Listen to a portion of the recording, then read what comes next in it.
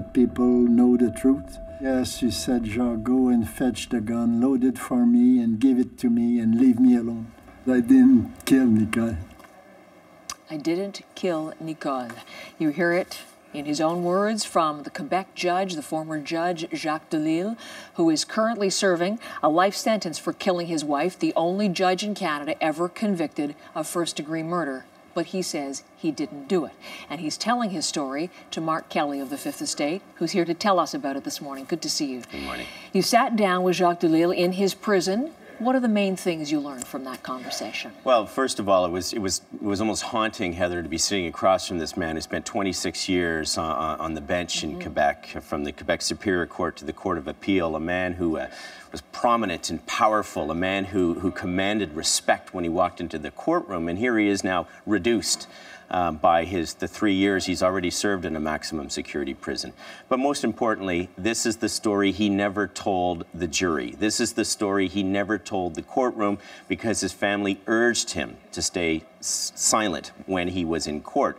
This is the story where he says he didn't shoot his wife that day, that he had talked with her for an hour where she had said she had made up her mind to commit suicide. She urged him, they had a gun in the house that had it for decades, to load the weapon, to leave it beside her, to leave the condo. He was convinced when he left the condo that she wouldn't actually shoot herself. He says he came home an hour later to find her on the couch, dead. That's when he called 911. So it went through as a murder trial. Why did he not tell the court what he told you, that he helped her or had a role to play in her committing suicide? Well, this story, Heather, has so many twists and turns to it. It's really a fascinating tale. And what he told us was on the eve of his testimony. He was going to be testifying on a Monday morning, the last witness to testify in this trial. His daughter-in-law comes to him on behalf of the family and pleads him not to testify, saying that this story about how you helped your wife commit suicide would be devastating for the children and the grandchildren and the family, because the family was convinced he would be acquitted. They thought there's no way that he would be convicted of a murder charge, because they were all convinced he didn't do it. So they said, keep this secret as a family secret, that what you did to help your wife, our mother, commit suicide. So he showed up Monday morning and told his defense lawyer he was not going to testify. His lawyer was gobsmacked when he learned this, because this was going to be a key part of their defense. He stayed silent.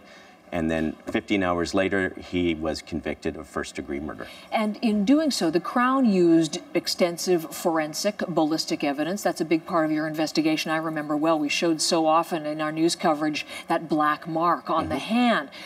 As you looked at the forensics and the ballistics, what seemed plausible to you? Yeah, because we have to remember, obviously, and at the Fifth Estate, we're not just jumping on this story because one man says I didn't do it. We took the evidence that was presented at trial, pictures of the evidence. We took the trial testimony. We went out, we contacted 3 independent experts in 3 different cities who had never seen the evidence before. They never spoke with each other before. We said, take a look at this.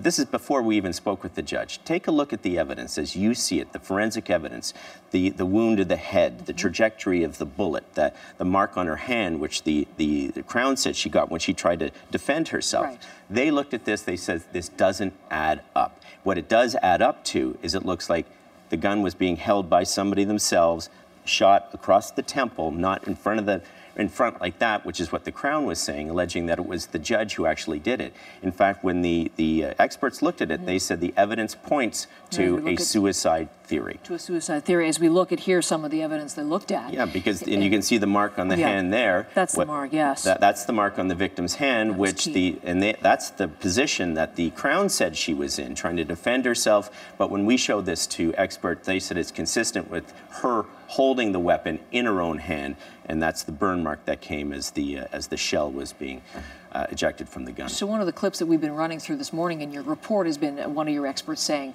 there is reasonable doubt, which is of course the standard that you need to attain, and yet here he is in jail. So he has at this point, as we've been talking the last couple of days as your investigation is rolled out, exhausted pretty much all of his legal avenues, but today, in just about an hour's time, his whole case is going to take a dramatic turn, potentially. It's his last hope, and what he's done is he's gone out to hire James Lockyer. James Lockyer may be familiar to some of your viewers. He is the champion of the wrongfully accused. This is a man who's made his name exonerating more than 20 people who have been jailed for very serious crimes, including murder. James Lockyer has taken on the case at 10 o'clock this morning. He's going to be announcing what his strategy is. And what they're trying to do right now, the last hope for Judge Delisle, the last chance that he has, is to convince the federal justice minister, who has this power for anybody who's jailed, the federal justice minister has the power to review and possibly reopen the case. Mm-hmm. They're going to present the new evidence of his testimony now, what he says really happened. They're going to try to convince a forensic lab, an independent forensic lab, to take another look at this evidence, as we did, present this to the minister as well, to see if the minister will reopen that case. But it should be said, rare. Yes. In the last 5 years, there have been 72 requests to the minister. Only 2 have been granted. But then again, if you look at James Lockyer's track record, he does not take on a case unless he has thoroughly reviewed it too, and he certainly has a reputation. He believes he's innocent. I would say this, Heather, this story has generated so much debate. I would say you be the judge. Watch it tonight. Oh, we definitely will. Let me tell the programming